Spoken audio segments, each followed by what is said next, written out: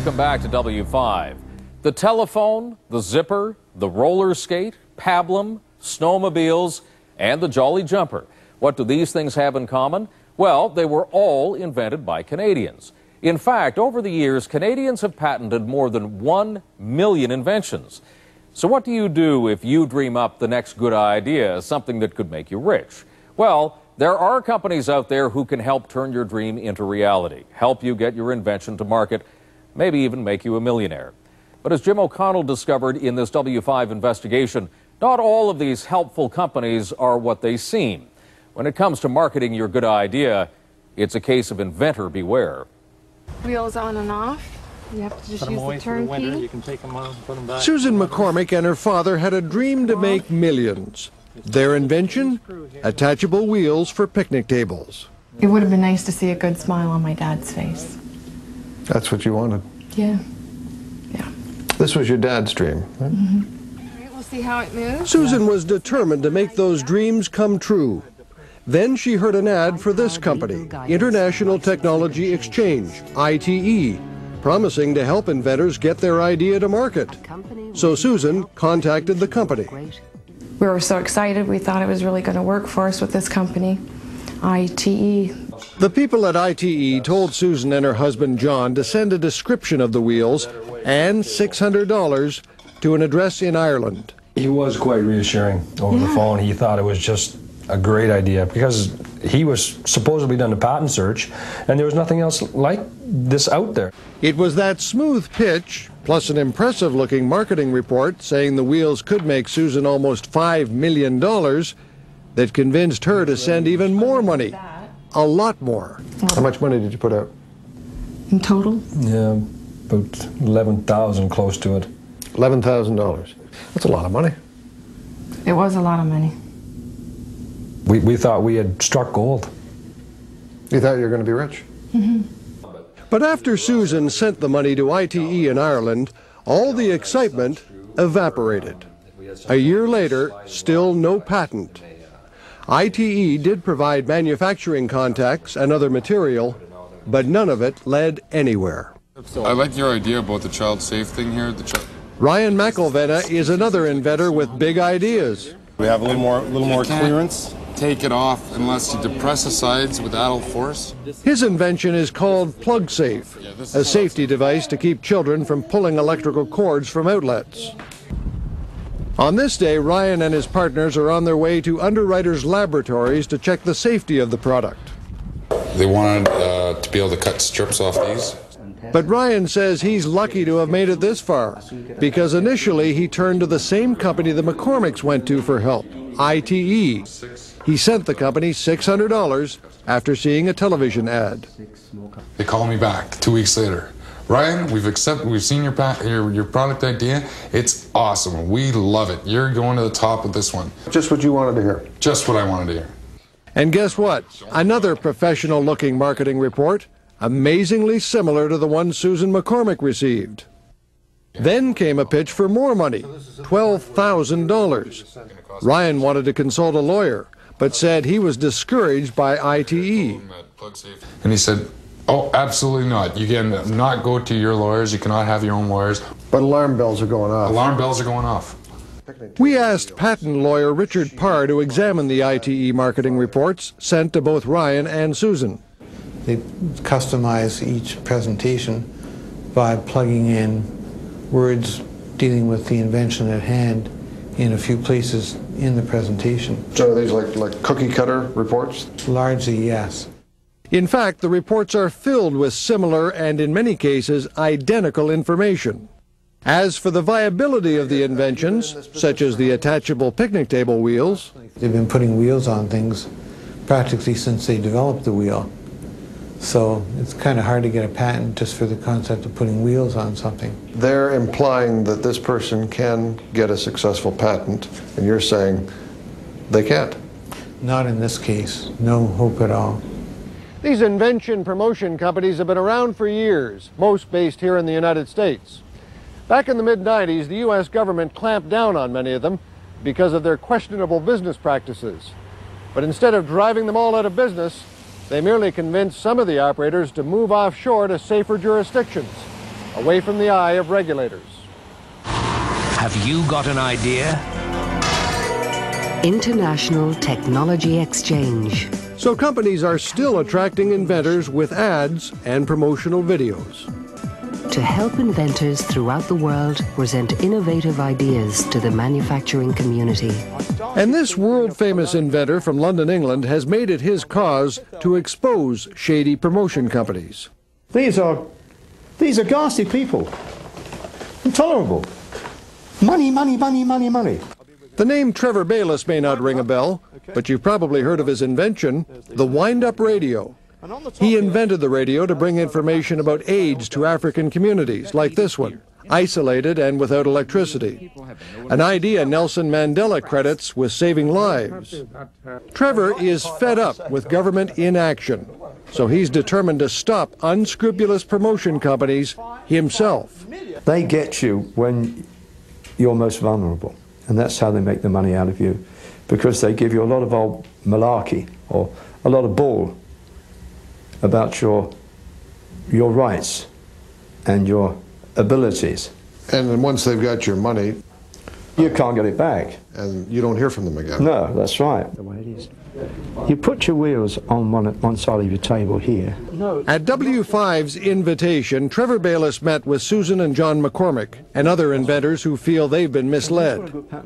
His best advice, stay away from promoters with big promises.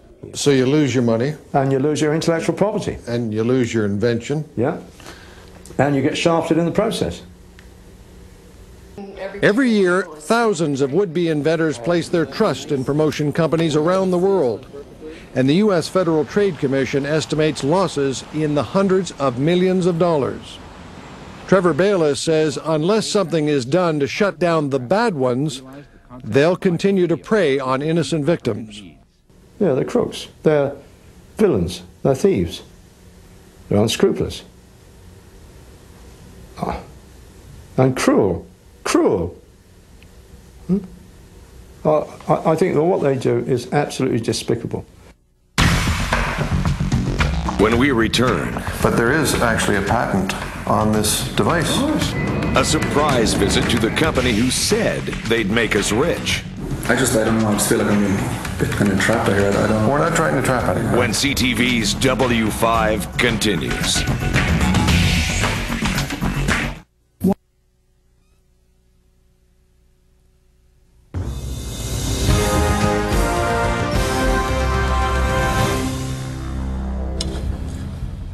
Susan McCormick lost almost $11,000 to an invention promotion company called ITE in Ireland. She sent the money to get a patent on these picnic table wheels. But the patent and the millions she expected to make never materialized. I feel devastated. I feel a loss, especially when I want to see something succeed for my dad. So W5 launched its own investigation, starting with a phone call to the company in Ireland where Susan sent her money. Good afternoon, ITE. Can I help you? Yes, good afternoon. My name is Jim O'Connell. I'm phoning from Canada. Yes? And I had an idea for an invention. We decided to pitch an idea for an invention. This is what we came up with. A hockey stick with a retractable puck. We called it Puckback and sent a description off to International Technology Exchange in Ireland. A few weeks later, we got a call. I presented your idea at our review meeting, Mr. O'Connell. We feel it's a very interesting concept, and we think that the market potential will definitely be very positive. Then we took the next step and sent $600 for a patent search. A few weeks later, the package arrived. Inside, a glossy marketing report complete with a rendering of our invention, Puckback. Again, there were remarkable similarities to ITE reports sent to other inventors. In our case, the company claimed Puckback could make us $9 million. We wanted to make sure, so we called ITE and were assured our product was a winner. Now, the report was saying something, I think, up to, that could be up to $9 million worth? Absolutely. Absolutely. But that's conservative figures, Mr. O'Connell. But all along, we were actually testing ITE, and this is how we did it. Our invention, puckback, was already patented 26 years ago. We took it from this government patent website, an easy search anyone can do. But ITE told us their preliminary patent search had cleared our product for market. You don't think we'll have any problems? No, not at all. Not at all. We don't think we'll have any problems whatsoever. But when we showed patent lawyer Richard Parr our invention and the material from ITE, he said a patent would be impossible. This puckback invention is old, not patentable, and that's what they should have said to you. There's no hope of getting a patent for this, or at least not a worthwhile patent. And if you can't have a patent, then what are you going to license? But remember, when we spoke with ITE, they certainly didn't tell us that. So you really think the puckback can work? We definitely think it can work, sir. Otherwise, we wouldn't even try. Then came the pitch for more money, almost $10,000. 9,850 Canadian dollars is what you would invest towards this project. As for this patent lawyer's advice, better come up with some different ideas or stick to your day job. Naturally, we had a lot of questions for the folks at ITE. To get some answers, we had to do a bit of globetrotting. First stop, the Emerald Isle.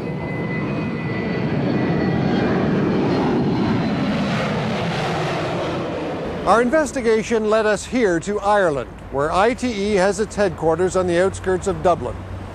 We wanted to meet in person those same company officials who had assured us by telephone that our invention would be highly marketable and could make us millions of dollars. We also wanted to find out why the company is located in Ireland, while most of its clients are in other countries, such as Canada and the United Kingdom. Hi, how are you? Take a seat. We paid an unexpected visit to ITE's headquarters with our camera rolling. Inside, a company official who identified himself as Declan Cullen said the marketing report speaks for itself. I was curious, before we went to the next phase, where we are with the patent search. Is everything fairly clear there? Well, the patent search will be included in the report now, the preliminary patent search. Right. That's part of the report that we decided to provide. So you should have the results in the report also. But what about the fact that our invention had already been patented for 26 years? Explain that. There is actually a patent on this device. All right. Oh, is that not covered in the preliminary patent search? No, it's not. All right. And we would expect that would have been caught. I don't know, I just feel like I'm being a bit kind of trapped here. I don't know. We're not trying to trap anybody.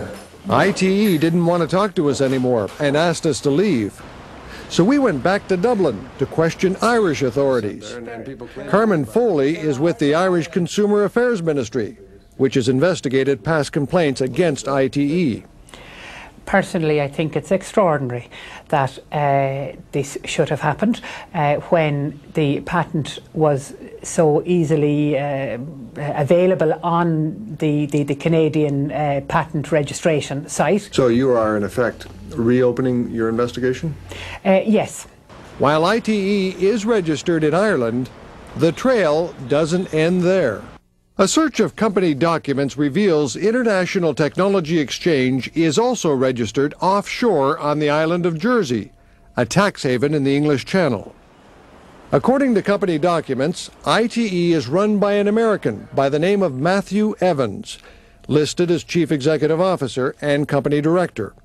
His address, Falls Church, Virginia, near Washington. So that's where we headed, again searching for answers and Matthew Evans.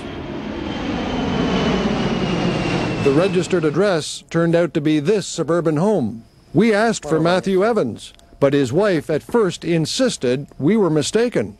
Hello, Miss Evans. It's Jim O'Connell. We were talking on the phone. Canadian television? I told you this is the wrong house. But within minutes, Alexandra Evans changed her tune, admitting her husband is involved with ITE through a family connection. My husband is Matthew and his sister is Teresa in Spain. Evans' wife told us her husband is actually a gardener and that his involvement with ITE is practically non-existent. In effect, just a name on paper. My husband, he's on the board, but Your husband's on the board of this company? Well, his brother-in-law put him on the board, but he doesn't do anything. But wait a minute. Remember, Matthew Evans' signature is clearly listed on company documents as Chief Executive Officer. And remember our visit to ITE in Ireland? We were told unequivocally that Evans runs the company. Mr. Evans is Chief Executive, but he's in and out of the office. He's not here at the moment, unfortunately. And where is he based? Well, he's based out of Ireland here, but he is abroad in the States a lot. But he's not here at the moment, unfortunately. But he lives in Ireland? Because I was curious, I see his name on some of the documents. No, he's an American gentleman. He lives in America a lot. So we went back to that house in Virginia on the promise of Matthew Evans' wife that he would speak to us. But the reception we got was more hostile than cooperative. It's called trespassing. You have a cameraman in my face. Now get the hell out of here, will you? We just want to ask you. 911. You okay, I have a telephone. Are you CEO of this company? Well, we're leaving right now. Get off the property. Get the camera out of my face. Stop calling me and stop coming around. Okay, we're leaving your property. Okay. But are you CEO of this company? Because your signature is right here. Are you signature? Yes, right here. Do you want to see it? That's not my signature. Why have they got you down as Matthew Evans, Chief Executive Officer? There's many Matthew Evans. Well, look, it's got your address right here. Okay. 3418 Executive Avenue, Falls Church. You're not welcome on this property. I understand that. You're trespassing. But if Matthew Evans isn't running ITE, then who is the driving force? The day before, we asked his wife, and she helped connect the dots. Matthew Evans is your husband, and his involvement with ITE, with the company, is what? His brother-in-law. That's his company. They live in Spain now. They used to be in Dublin. And his brother-in-law, what's his name? Do you know that? I've never met him. Rogers. Ken Rogers. Kenneth Rogers is your husband's brother-in-law. Right. And so that leads us to this man, Kenneth Rogers, seen here 9 years ago testifying before a U.S. government investigation into invention promotion scams. For 6 years, through the end of 1993, I was employed by a large invention development business, which unfortunately turned out to be engaged in a pattern of continual deception of its inventor clients. I'm not proud to say that I was a part of this, but I was. During that investigation, Rogers admitted his role in misleading inventors and described in detail how he did it. The reports, written primarily in boilerplate language, claimed always that the invention was highly marketable and attempted to entice the inventor into spending money for additional services. Rogers may have sounded repentant, but went on to open his own promotion company in the U.S. that was forced to close when regulators fined him $1 million and made him tell clients that no one had made one dime using his services. But Rogers wasn't out of business for long. We followed Rogers' trail to Ireland, where Irish authorities told W5 he set up shop again, this time as International Technology Exchange, ITE, the same company that assured us our invention, Puckback, could make us millions. As for the whereabouts of Kenneth Rogers now, he is believed to be living somewhere in Spain. In response to our investigation, ITE sent W5 this letter, claiming it has over 2,000 satisfied paying clients in Canada.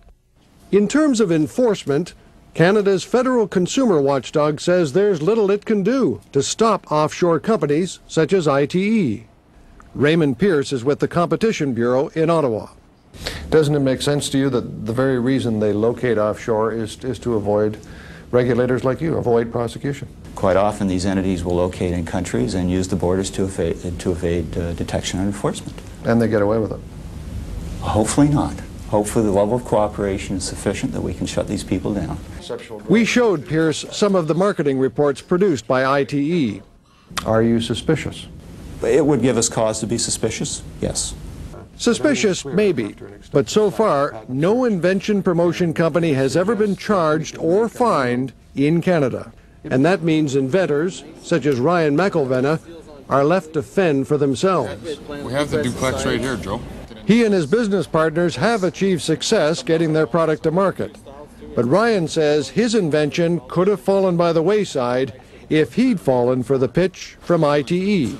You had the good sense to stop at $600. A lot of people lose $10,000 or $12,000. Yes, I would have spent that $10,000 to succeed with that. And what would that have done to you had you taken that one step further?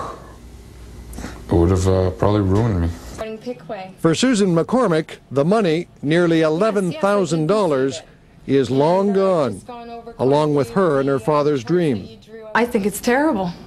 I think they should stop them. I don't think they should be able to solicit this sort of thing if they're not sincere companies that are going to follow through with it and be honest and help people with these inventions. They shouldn't be doing it. W5 will be back right after this.